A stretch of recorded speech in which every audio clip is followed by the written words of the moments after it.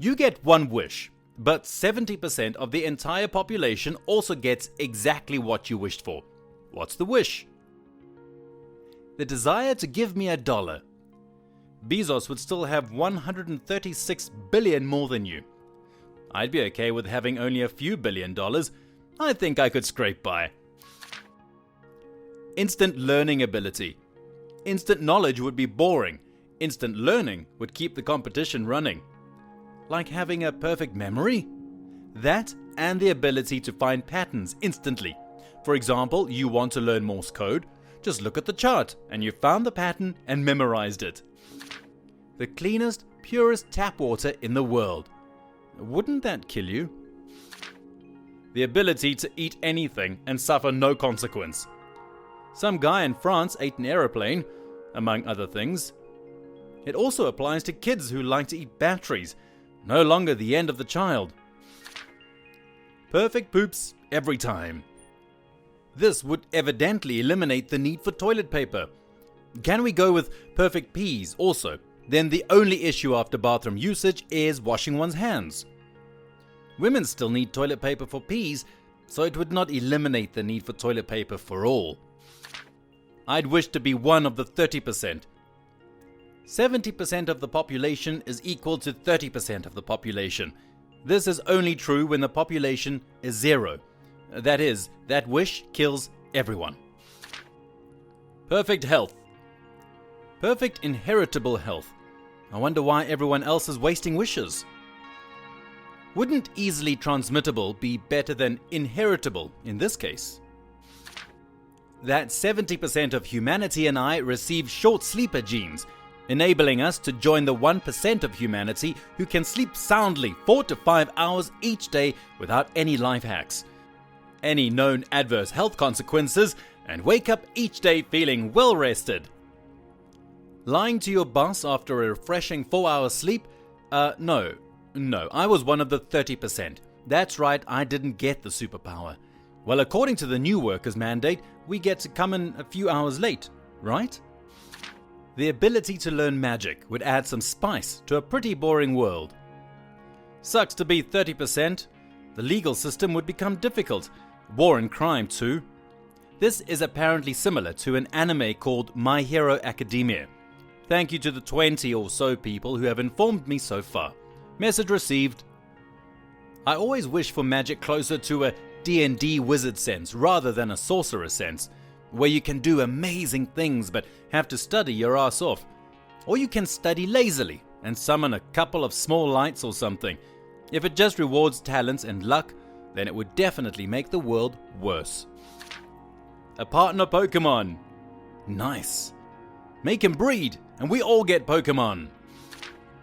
The ability to bubble my leftovers in a dimension I can access at any point and the food will still be fresh. Because right now in this lockdown, I wish I had that big ass pizza I left at Domino's when I was a kid because my eyes were bigger than my stomach. Man, if I could have my grandma's cooking one more time. A slice of grandma's homemade cake or a square of a homemade persimmon pudding would be so good right now. I have the recipes, but when I make them they just don't seem to have that same taste that I grew up with. To find true love. Edit. People really interpreted this differently to how I imagined it. True love. But at least we now know who's part of the 30%. Happiness. I hope I'm in the 70%. Superpowers. Because when everyone's super, no one is. It affects 70% of the population, so the 30% wouldn't have superpowers, so My Hero Academia, I guess. Highly contagious happiness and love for all humanity. That would be a horrible hell. Imagine 70% of the world is so happy all the time. Now imagine you are the other 30% living in hell with everyone happy. Aren't you happy? Why aren't you happy? We have to make you happy. I think it would be a living hell. The ability to see fossils through rocks. Paleontologists would be dropping to their knees thanking me for it. Edit. A few things. Who knows? Maybe I am secretly Ross Geller. A lot of people have made comparisons when I tell them about my absolute obsession with paleontology. A lot of people have asked if I'm a prophet or something like that when I said I may eventually have a paleontologist date. Excuse me if my IQ isn't quite on par with all of y'all, but could someone fill in the blanks for me? Wait, there's fossil hunting in Animal Crossing? No wonder people are addicted. Why did nobody tell me this sooner? To be able to speak all languages so that it's easier to engage with others that can't speak English. Imagine being able to communicate with anyone. No language barriers. Edit. Wasn't expecting this to explode. I hope all you legends have a great day, and thanks. Why you gotta be so nice, bro? I can't even deny that. The poor babblefish, by effectively removing all barriers to communication between different races and cultures, has caused more and bloodier wars than anything else in the history of creation. Do away with PMS. Yeah, down with the Prime Ministers. They no longer have mental illnesses. Thank you. I hope I'm part of the 70%. The ability to think logically, but also the will to think logically. A good point. Interesting philosophical debate. Is logic a choice? To be completely healthy, physically and mentally. I wonder what perfect mental health at the snap of a finger would do. Would I still be me? Would I still have my personality, quirks, hobbies? I'm overthinking it. To be debt-free. Just wait a moment, please. I gotta take out a huge loan I can't afford real quick. When I was a kid, we were in the Jehovah's Witness cult. Knew some old folk that got heavily into debt in mid-1970. Since their cult announced the end of the world for 1975, lots of them did just that. Huge loans, houses, etc. They quit their job a year before the end of the world to spend all their time preaching to make sure they all get into paradise. Didn't turn out too well for them in the end. A stable government that looks out for the needs of the people above all else.